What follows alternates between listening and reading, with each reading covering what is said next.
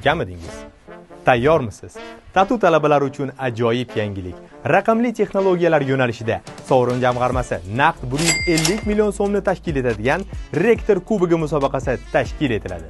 Musobaqa sizning bilim va iste'dodingizni namoyon etish, innovatsion g'oyalaringizni ro'yobga chiqarish imkoniyatini beradi. Musobaqa 5 ta yo'nalishni o'z ichiga oladi. Birinchisi, Unicorn AI startup loyihalari tanlovi. Unda siz sun'iy intellekt bo'yicha eng ilg'or g'oyalaringizni namoyon etasiz. Ikkinchisi, robototexnika musobaqasi. Unda siz o'z robotingizni yaratib, turli xildagi vazifalarni bajarasiz. Uchinchisi, dron bo'yicha musobaqa. Osmonni zabt eting hamda texnologiyalarning rivojlanishiga o'z hissangizni qo'shing.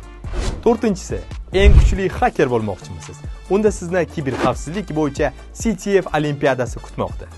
Hamda beshinchisi, mantiq va tezkor fikrlash bo'yicha muhim maydon bo'lgan dasturlash bo'yicha jamoaviy olimpiada. Ushbu yuqorida sanab o'tilgan musobaqalardan tashqari, bellashuvlar yakunida barchani innovatsion ishlanmalar ko'rgazmasi kutmoqda. Ro'yxatdan o'tish, batafsil ma'lumot olish hamda o'zingizni qiziqtirgan savollaringizga javob olish uchun ushbu post tavsifida keltirilgan havola orqali ro'yxatdan o'ting hamda guruhlarga a'zo bo'ling.